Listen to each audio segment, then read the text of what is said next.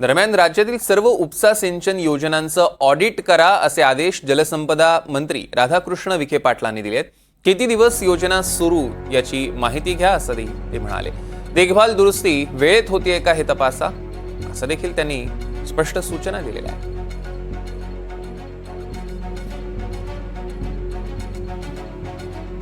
आपण बघतोय राधाकृष्ण विखे पाटलांनी आदेश दिलेले आहेत। जलसंपदा मंत्री राधाकृष्ण विखे पाटलांनी राज्यातल्या सगळ्या उपसा सिंचन योजनांचं ऑडिट करण्याचे आदेश दिलेले आहेत आणि ही योजना नेमकी किती दिवस सुरू होती याची माहिती घ्या अशा देखील त्यांनी सूचना दिल्या आहेत। सोबतच या सगळ्याची देखभाल दुरुस्ती वेळच्या वेळी होतीये की नाही हे देखील तपासण्याचे त्यांनी आदेश दिले। एकूणच या सगळ्या उपसा सिंचन योजनांचं व्यवस्थित ऑडिट झालं पाहिजे अशी त्यांची धारणा आहे।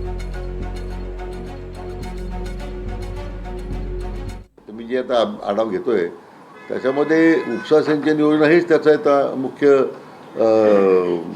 धोरण राहणार आहे आणि उपसा सिंचन योजना चालवणं त्याच्यातून त्याची देखभाल दुरुस्ती करणं हे मोठं आव्हानात्मक काम आहे। मी आता माझ्या जे लक्षात येतं आहे तर मी आता त्याचं एक स्पेशल ऑडिट करायला सांगितलेलं आहे की मागच्या काही वर्षांमध्ये ज्या उपसा सिंचन योजना सरकार चालवतं आहे, आमचं मेकॅनिकल डिझाईन मार्फत चालवलं जातं, तर प्रत्यक्ष वर्षभरामध्ये किती दिवस चालल्या त्या योजना, किती दिवस बंद पडलेल्या आहेत, मेंटेनन्स अभावी किंवा रिपेअर्स अभावी किती दिवस बंद आहेत, जेवढं क्षेत्र सिंचनाखाली ज्यासाठी आपण ती योजना केलेली आहे तेवढं क्षेत्र खरंच भिजतं का? कारण शेवटी योजना आपण एवढा खर्च करतो, पाणी उचलण्याची आपण दुष्काळी भागाला पाणी देण्याची आपण तयारी करतोय, परंतु त्याची देखभाल दुरुस्ती जरी व्यवस्थित होते का, वेळेवर होते का? एकूणच आता मी आजच सूचना दिल्या विभागाला त्याचं मला एक ऑडिट करून पाहिजे सगळ्या योजनांचं।